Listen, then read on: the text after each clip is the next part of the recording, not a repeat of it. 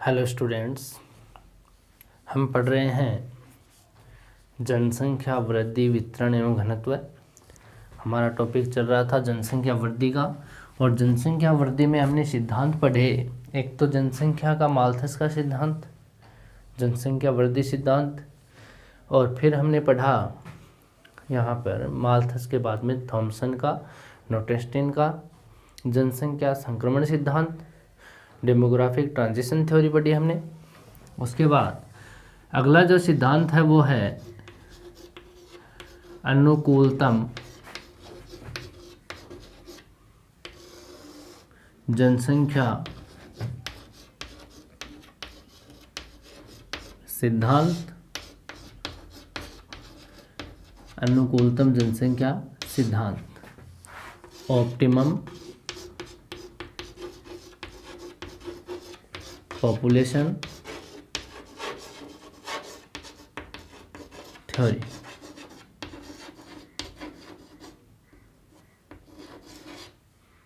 Optimum population theory. हम इस सिद्धांत के अंदर, अनुकूलतम जनसंख्या सिद्धांत के अंदर हम बात करेंगे।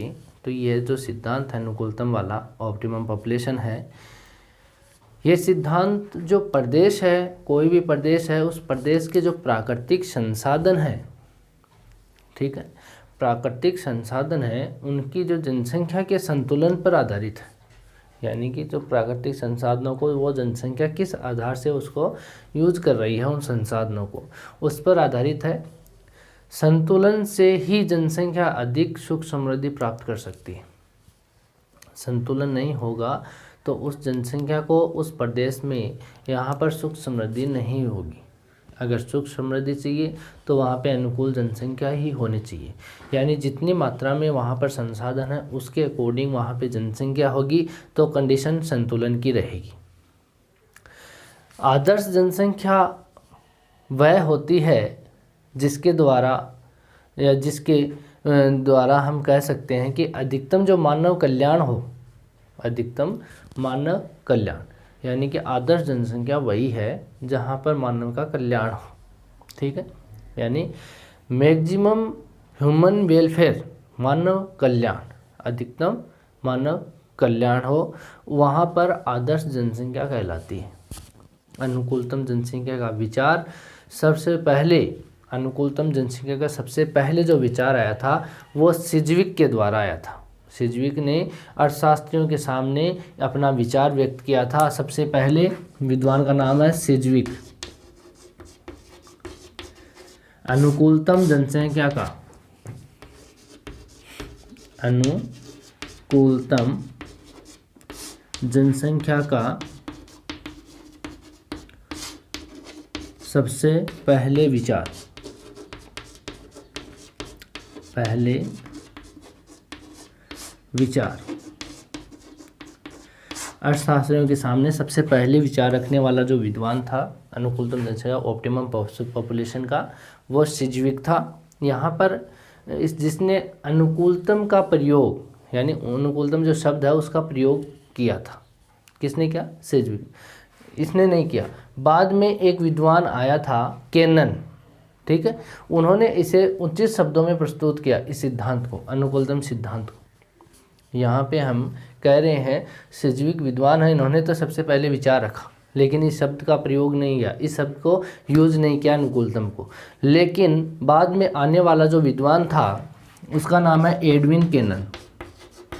एडविन केनन, इस विद्वान ने क्या किया, इसको सही ढंग से सही शब्दों में प्रस्तुत किया। किसको? अनुकूलतम को, इस सिद्धांत को सही शब्दों में प्रस्तुत किया। फिर इसमें डाल्टन, रॉबिन्सन, ये विद्वान थे, इन्होंने भी इनकी सिद्धांत की व्याख्या की। कौन से विद्वान है? एक तो डाल्टन है,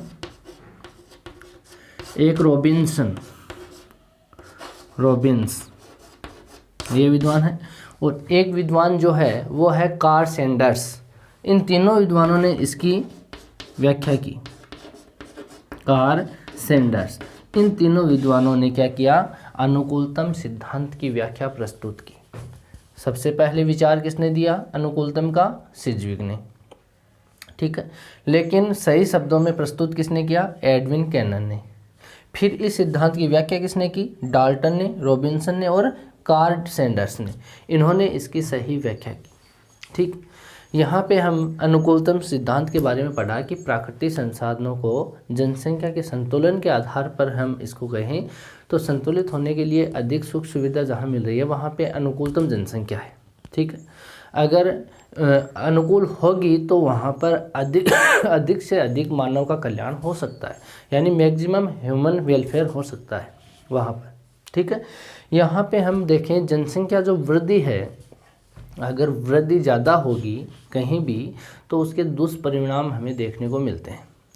और ऐसे दुष्परिणाम जैसे हम देखेंगे तो यहाँ पे एक विद्वान था माल्थस, उस माल्थस ने यहाँ पे हमने सिद्धांत पढ़ा ना जनसंख्या वृद्धि सिद्धांत, उसके अकॉर्डिंग उन्होंने उस दुष्परिणामों को रोकने के लिए कुछ उपाय बताए अपने सिद्धांत में। अपना सिद्धांत जो प्रकाशित किया उसने, उसके अंदर कुछ उपाय बताए जिसमें कहा कि उनका जो मत था, उन्होंने कहा कि वृद्धि को रोका न जाए तो, वृद्धि को यानी जनसंख्या वृद्धि को रोका नहीं जाए तो जनसंख्या ज्यामितीय रूप में, जनसंख्या किस रूप में बढ़ती है? ज्यामितीय रूप में, यानी ज्यामितीय अनुपात से बढ़ती है, यानी उसकी अधिकता होती है। जबकि जीविका जो है, भरण पोषण का जो साधन है वो अंकगणितीय या समांतर रूप में बढ़ता है या समांतर अनुपात में बढ़ते रहते हैं। तो इससे दुष्परिणाम क्या क्या होगा? इससे दरिद्रता फैलेगी। इससे क्या फैलेगी? दरिद्रता, अकाल होगा, अकाल, बीमारी, युद्ध, ऐसे दुष्परिणाम हमें देखने को मिलेगा। अगर हम जनसंख्या वृद्धि को कंट्रोल नहीं करते हैं, उसको नहीं रोकते हैं, तो वहाँ पर वहाँ की जनसंख्या ज्यामितीय रूप में बढ़ेगी। यानी ज्यामितीय रूप में हमने पढ़ा था इसके अंदर 2 का 4, 4 का 8, 8 का 16, 16 का 32, 32 का 64, इस रूप में बढ़ेगी। जबकि जो भरण पोषण जीविका के साधन हैं वो किस रूप में होंगे? वो 1, 2 ऐसे ज्यामितीय रूप में, समांतर रूप में होंगे। तो ये इसमें बहुत ज़्यादा डिफरेंट आ जाएगा। यानी साधन तो क्या है, खाद्य स्वापूर्ति तो क्या है, कम है, जबकि इस जनसंख्या की जो बढ़ोतरी है, जिसमें हमें वृद्धि है, वो लगातार बढ़ती जा रही है, जिसके कारण उसकी आपूर्ति नहीं होगी। आपूर्ति नहीं होगी तो उसका परिणाम क्या होगा? वहाँ पे दरिद्रता फैलेगी, या वहाँ अकाल होगा, या वहाँ पर बीमारियाँ जन्म ले लेगी, या वहाँ पे युद्ध होंगी। किसी चीज़ को छीनने के लिए एक दूसरे से यहाँ पे लड़ाई वगैरह करते रहेंगे, यानी युद्ध होता रहेगा। ठीक है, तो इस प्रकार के दुष्परिणाम हमें इस सिद्धांत के अनुसार देखने को मिल सकते हैं कि जनसंख्या वृद्धि को नहीं रोका तो यहाँ पे दुष्परिणाम होगा ही होगा।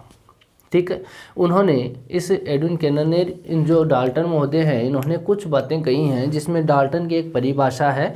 वो डाल्टन कहता है कि अनुकूलतम जनसंख्या वह है जो प्रति व्यक्ति अधिकतम आय देती है। डाल्टन महोदय क्या कहता है? उनके अनुसार एक परिभाषा है। डाल्टन के अनुसार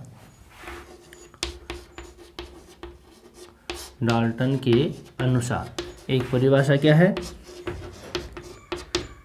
अनुकूलतम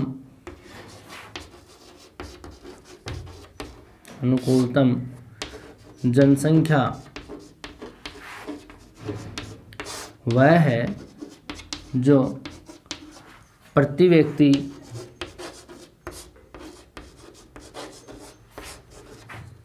आय को अधिकतम करे। प्रति व्यक्ति आय को क्या कर दे? अधिकतम आय देती है, या प्रति व्यक्ति को अधिकतम आय देती है, ऐसे लिखो, प्रति व्यक्ति को अधिकतम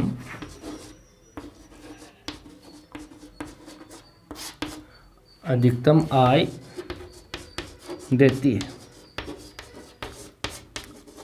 ये कौन कहता है? डाल्टन महोदय। हम किसी चीज़ को इन्वाइटेड इसलिए करते हैं कि वो चीज़ उसी के द्वारा बताई गई है, उसमें हमारी तरफ से कोई शब्द नहीं जोड़ा गया है। ठीक है, यहाँ पे डाल्टन महोदय कहता है कि अनुकूलतम जनसंख्या वह है जो प्रति व्यक्ति आय को, या प्रति व्यक्ति को अधिकतम आय देती हो, वहाँ पे हर व्यक्ति का हिस्सा समान दृष्टि से हो। ठीक है, तो ये बात कहता है कौन? कि अनुकूलतम जनसंख्या, ऑप्टिमम पॉपुलेशन वही होगी जहाँ पर प्रति व्यक्ति को आय अधिक मिलती हो। ठीक है, अधिक का मतलब अपने आपूर्ति अच्छे से हो सके, वो अनुकूलतम जनसंख्या है। ठीक है। रॉबिन्स कहता है कि वह अनुकूलतम जनसंख्या वह जनसंख्या है जिससे अधिकांश या अधिकतम उत्पादन संभव हो, जिससे अधिकतम उत्पादन संभव होता है। और अनुकूलतम या सर्वोत्तम संभावित जनसंख्या है। वह क्या है? अनुकूलतम या सर्वोत्तम संभावित जनसंख्या है। ये कौन कहता है? रॉबिन्सन। इसकी परिभाषा वापस रिपीट कर रहा हूँ। वह जनसंख्या, अनुकूलतम जनसंख्या क्या होती है? वह जनसंख्या जिससे अधिकांश या अधिकतम उत्पादन संभव होता है। वह जनसंख्या जिससे अधिकतम उत्पादन संभव होता है अनुकूलतम या सर्वोत्तम संभावित जनसंख्या है। ये परिभाषा किसने दी? रॉबिन्सन ने दी। ठीक है। ऐसा नहीं है कि जनसंख्या में वृद्धि सदैव ही हानिकारक होती है। ऐसा नहीं है कि जनसंख्या में वृद्धि होगी तो वो हानिकारक ही होगी। ये ह्रास सदैव, या मान लेते हैं कि जनसंख्या में ह्रास होगा तो वो सदैव ही लाभदायक होगा। ऐसा नहीं है। यदि किसी प्रदेश की प्राकृतिक संसाधनों का विकास करने के लिए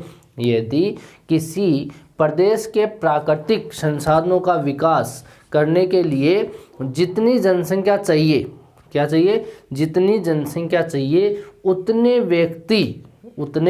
व्यक्ति उस प्रदेश में नहीं रहते हैं, तब वह प्रदेश जनसंख्या के हीन माना जाता है या जनसंख्या में हीन दृष्टि से देखा जा सकता है। क्या बात कर रहे हैं? यदि किसी प्रदेश में प्राकृतिक संसाधनों का विकास करने के लिए जितनी जनसंख्या उस प्रदेश को चाहिए, प्राकृतिक संसाधन, नेचुरल रिसोर्सेज, प्राकृतिक संसाधनों का विकास करने के लिए जितनी जनसंख्या उस प्रदेश को चाहिए उतने व्यक्ति उस प्रदेश में नहीं रहते हैं, उस प्रदेश में नहीं रहते हैं, तब वह प्रदेश जनसंख्या की दृष्टि से हीन माना जाएगा। वह प्रदेश क्या माना जाएगा? उस प्रदेश में अगर जनसंख्या कम पड़ती है, प्राकृतिक संसाधनों का विकास नहीं हो पाता है, तो वो प्रदेश क्या होगा? जनसंख्या में हीन होगा। ठीक। उस प्रदेश में जनसंख्या वृद्धि से मनुष्य को लाभ होगा। अगर वहाँ पे जनसंख्या वृद्धि यहाँ पे जो नियम है उनको प्रोत्साहित करेंगे तो वहाँ पर मनुष्य को क्या होगा? लाभ ही होगा, वहाँ पे हानि नहीं होगी। कारण क्या है? अगर प्राकृतिक संसाधनों का विकास नहीं होगा तो वहाँ तो वो वैसे ही पिछड़ा हुआ है। अगर प्राकृतिक विकास चाहिए तो वहाँ पे जनसंख्या चाहिए, वहाँ पे व्यक्ति चाहिए ज़्यादा। तो वहाँ पे अगर जनसंख्या वृद्धि होगी, अगर वृद्धि करेंगे तो वहाँ पर उस हर एक मनुष्य को वहाँ पे लाभ की स्थिति ही प्राप्त होगी। ठीक है। जब उस प्रदेश प्रदेश की जनसंख्या बढ़ते बढ़ते आर्थिक क्षेत्रों में अधिकतम उत्पादन की अवस्था पार कर लेती है या पार करने के बाद में हम बढ़ेगी, जैसे मानो कि उत्पादन की अवस्था है उसको पार कर लिया उसने, जितना प्राकृतिक संसाधनों का विकास करना था वो कर लिया, उसके बाद अगर जनसंख्या वृद्धि होती है, अधिक होगी, तो उस दशा में उत्पादन में यहाँ पर एक नियम लगता है उत्पत्ति ह्रास नियम जो क्रियाशील हो जाएगा, तो उसके बाद में वह प्रदेश अत्यधिक जनसंख्या वाला प्रदेश माना जाएगा। मानो क्या कहते हैं कि अगर दो बातें की हमने, एक बात तो क्या की कि उस प्रदेश में अगर प्राकृतिक संसाधनों का विकास चाहिए तो वहाँ पर जनसंख्या अनुकूल चाहिए,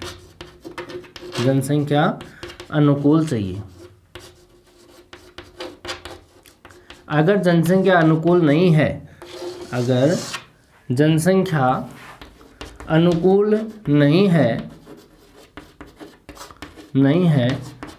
तो वह प्रदेश क्या होगा? जनसंख्या में हीन माना जाएगा। वह प्रदेश जनसंख्या में हीन माना जाएगा, यानी वहाँ पर कम जनसंख्या है। अगर यहाँ पर इस प्रदेश में जनसंख्या वृद्धि होती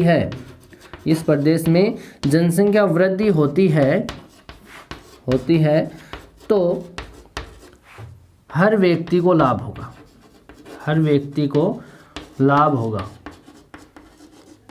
एक बात। दूसरी बात क्या है इसकी, ये कहते हैं कि अगर यहाँ पे प्राकृतिक जो विकास था वो हो चुका, प्राकृतिक विकास हो चुका, अगर होने के बाद में जनसंख्या में वृद्धि होती है, होने के बाद अगर जनसंख्या में वृद्धि होगी तो उस दशा में उत्पादन में उत्पत्ति ह्रास नियम लग जाएगा। जितना उत्पादन होगा उसमें उत्पत्ति ह्रास नियम लग जाएगा कि वहाँ पे ज़्यादा जनसंख्या होने से उस प्रदेश में अत्यधिक जनसंख्या हो जाएगी, जिसके कारण उसकी आपूर्ति पूरी नहीं हो सकती। तो उस प्रदेश को हम जनसंख्या अत्यधिक या जनाधिक्य वाला प्रदेश भी कह सकते हैं, यानी ज़्यादा जनसंख्या वाला प्रदेश कहेंगे फिर उसको, ठीक है। यानी वो भी अनुकूलतम जनसंख्या नहीं है, ये भी नहीं है जनहानि और जनसंख्या में हीनता है, ये भी अनुकूलतम जनसंख्या नहीं है। और ज़्यादा जनसंख्या हो गई तो वहाँ भी अनुकूलतम जनसंख्या नहीं है, ये बात कहते हैं। तो डाल्टन महोदय कहते हैं कि अनुकूलतम जनसंख्या वह है जहाँ पर शून्य वृद्धि हो, यानी कि वहाँ पर प्राकृतिक जो विकास है उस तक ही वो जनसंख्या रहे, उससे कम भी ना रहे और उससे ज़्यादा भी ना रहे। उसके लिए डाल्टन महोदय ने एक सूत्र प्रतिपादित किया है। अनुकूलतम जनसंख्या का डाल्टन महोदय ने एक सूत्र प्रतिपादित किया, उस सूत्र का बारे में हम पढ़ें तो यहाँ पे किसके अनुसार है, डाल्टन के अनुसार अनुकूलतम जनसंख्या का सूत्र यह है m बराबर a माइनस 0/0। इस a का मतलब हो गया असंतुलन,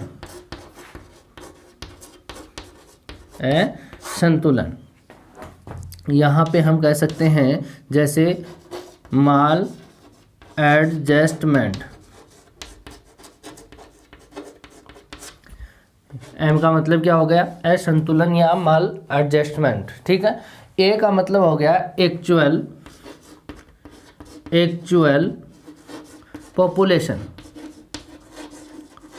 पॉपुलेशन, यानी कि यहाँ पे कह सकते हैं वास्तविक जनसंख्या, क्या है, वास्तविक जनसंख्या, ठीक है। और इस ओ का मतलब होता है ऑप्टिमम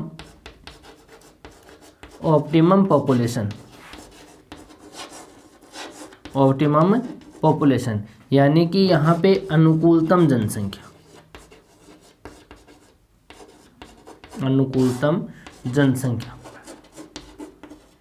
यह सिद्धांत कौन देता है, डाल्टन महोदय देता है। इन सब का पता चल गया। एम का मतलब असंतुलन, ए का मतलब एक्चुअल पॉपुलेशन, वास्तविक पॉपुलेशन है, वास्तविक जनसंख्या है। ओ का मतलब ऑप्टिमम पॉपुलेशन, जो अनुकूलतम जनसंख्या है। और 0 का मतलब हो गया यहाँ पे अनुकूलतम जनसंख्या, ऑप्टिमम पॉपुलेशन, ठीक है। ये सूत्र प्रतिपादित किसने किया, डाल्टन महोदय ने किया। ये कहता है यदि असंतुलन शून्य रहता है, यदि असंतुलन क्या रहता है, शून्य, यदि असंतुलन शून्य है तो प्रदेश की जनसंख्या अनुकूलतम है, तो प्रदेश की जनसंख्या क्या है, अनुकूलतम है, पहली बात। यदि वह शून्य से प्लस में है या अधिक है या धनात्मक है, इस सूत्र का मान हम कहें तो यहाँ पे मानो m बराबर, जैसे मानो 0 आया, अपना वास्तविक जनसंख्या रख ली और अनुकूलतम जनसंख्या रख ली और इसमें अनुकूलतम जनसंख्या का भाग दे दिया, उसको डिवाइड कर दिया। अगर अपना उत्तर यहाँ पे शून्य आता है तो यहाँ पर अनुकूलतम जनसंख्या है, समझ गए बात। यहाँ पे अगर प्लस आ जाए, इसमें प्लस का मतलब 0.1 से लेकर के ऐसे प्लस में आ जाए, 2 है, 1 है, 5 है, 7 है, ऐसी संख्या आ जाए, इस m का उत्तर इसका उत्तर इतना आ जाए तो यहाँ पे जनाधिक्य है या धनात्मक है, उस प्रदेश में जनाधिक्य आता है। यदि शून्य से कम, यानी यहाँ पे शून्य से कम यहाँ पे उत्तर आता है तो ऋणात्मक में जन न्यूनता है। यहाँ पे अगर माइनस में आता है, -1 है, -2 है, ऐसे आ जाए 0 से कम, तो यहाँ पे वह जन न्यूनता है। 3 बातें होती हैं, ये सिद्धांत यही बात कहता है। 3 प्रकार की जनसंख्या होती है। एक तो होती है ओवर पॉपुलेशन, एक होती है ऑप्टिमम पॉपुलेशन, एक होती है अंडर पॉपुलेशन। यहाँ पे 3 प्रकार की जनसंख्या होती है। एक तो कौन सी होती है? ओवर पॉपुलेशन, ठीक है। एक होता है ऑप्टिमम पॉपुलेशन,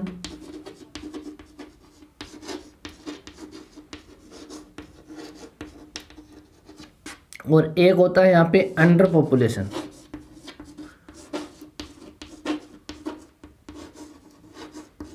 ये क्या होता है? Under population.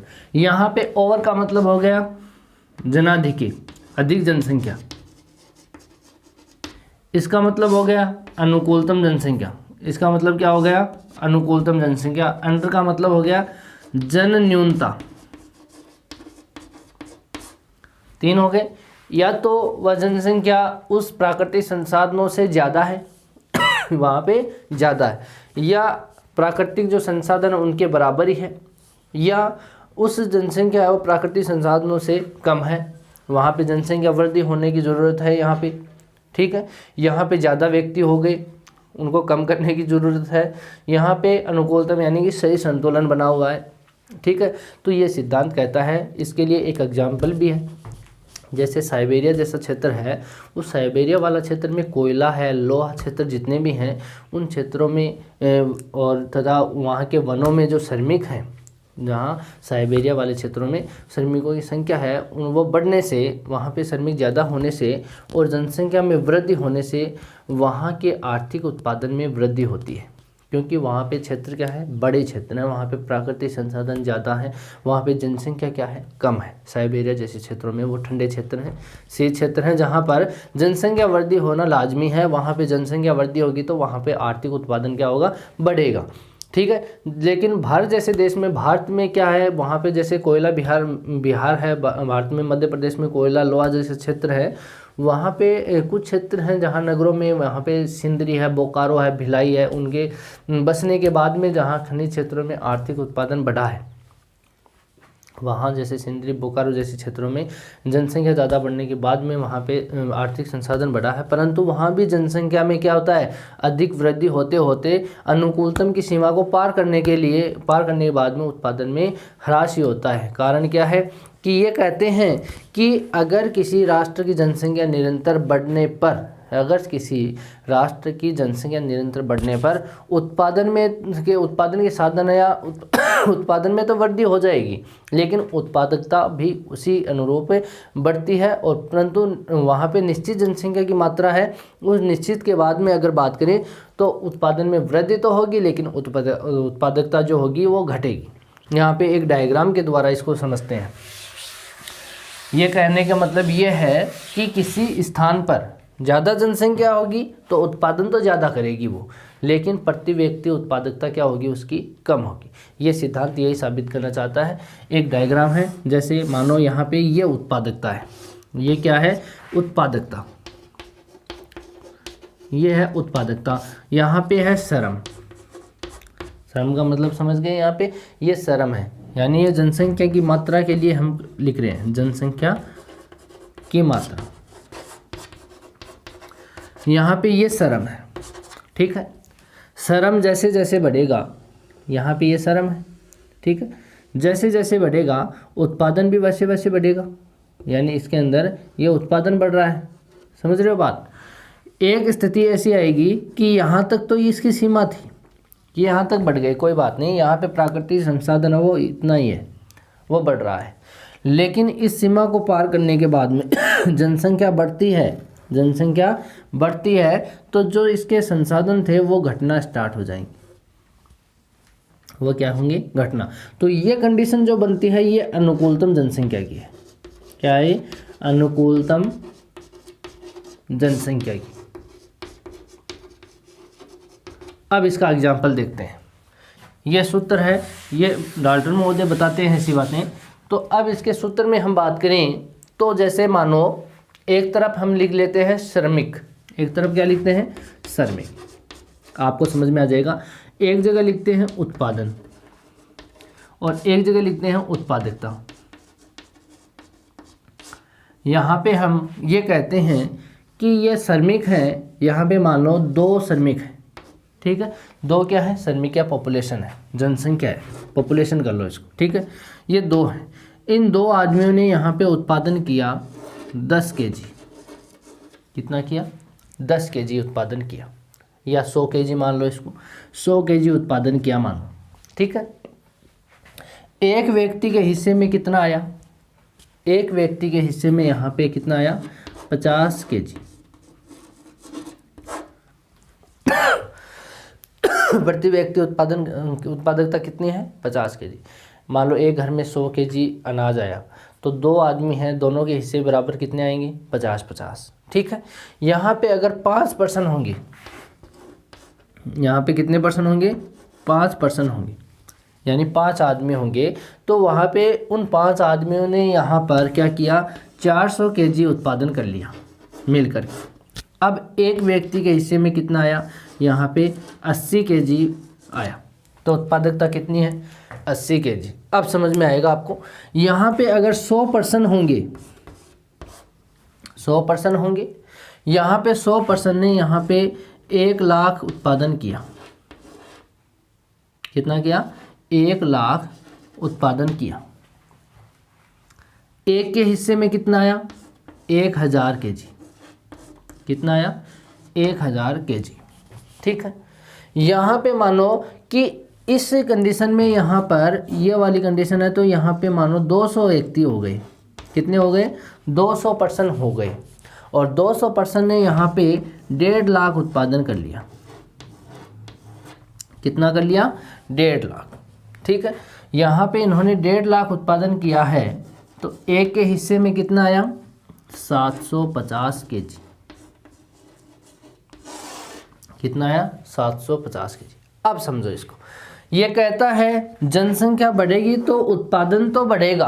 आप देखो यहाँ पे उत्पादन बढ़ रहा है क्या, पहले 100 था, फिर 400 है, फिर 1 लाख है, फिर 1.5 लाख है, उत्पादन तो बढ़ रहा है, उत्पादन तो बढ़ रहा है, लेकिन इन प्रत्येक व्यक्ति के हिस्से में आने वाला घट रहा है। यहाँ एक सीमा आई थी, वहाँ तक तो ये बढ़ा, यहाँ पे क्या हो रहा है, घट रहा है, यानी ये कंडीशन है वो क्या है, अनुकूलतम है। ये कंडीशन क्या है, अनुकूलतम जनसंख्या की कंडीशन है कि यहाँ तक ही इस प्रदेश में जनसंख्या होनी चाहिए। अगर इस प्रदेश में जनसंख्या ज़्यादा होगी, इससे ज़्यादा होगी, तो इस प्रदेश में जो उत्पादकता है वो घटेगी। ये सिद्धांत यही कहता है कि एक देश है कोई भी, वहाँ मानो व्यक्ति बढ़ेंगे, कोई बात नहीं, बढ़ेंगे तो उत्पादन भी बढ़ेगा, लेकिन एक समय ऐसा आएगा, एक लिमिट ऐसी होगी कि वहाँ तक उस जनसंख्या के लिए अनुकूलतम दशा है, ऑप्टिमम पॉपुलेशन है वो। लेकिन अगर उस कंडीशन को पार कर लिया तो वहाँ पे जनसंख्या का उत्पादन तो बढ़ेगा, जनसंख्या से उत्पादन बढ़ेगा, उत्पाद बढ़ेगा, लेकिन वहाँ पर उसकी उत्पादकता जो होगी वो नहीं बढ़ेगी, वो घटना स्टार्ट हो जाएगी। तो यहाँ पे ये घटेगी, मानो यहाँ पे % ज़्यादा हो गए और ये उत्पादन तो बढ़ गया, लेकिन ये घट रहा है, यहाँ पे 500 ही आया, फिर आगे आने वाले टाइम में 0 भी आ जाएगा। तो जहाँ तक इसको बाद में खाने की आपूर्ति नहीं होगी, इस जनसंख्या को खाने की आपूर्ति नहीं होगी, तो वहाँ पर क्या होगा, फिर दुष्परिणाम आना स्टार्ट हो जाएगा। और दुष्परिणाम क्या आता है कि वहाँ पे दरिद्रता फैलेगी, अकाल फैलेगा, बीमारियाँ होगी, वहाँ पे युद्ध होंगे वहाँ पर। तो इस कंडीशन में यहाँ पे उसकी जनसंख्या अनुकूल नहीं होगी। तो ये सिद्धांत यही कहता है कि ऑप्टिमम पॉपुलेशन क्या होता है, अनुकूलतम जनसंख्या क्या होता है। तो डाल्टन ने सीधा कह दिया कि किसी भी जो प्रदेश है, किसी भी क्षेत्र है, उस क्षेत्र में वह जनसंख्या अनुकूल है जिसको वहाँ पे उसके समान उत्पादकता प्राप्त होती हो, ठीक है।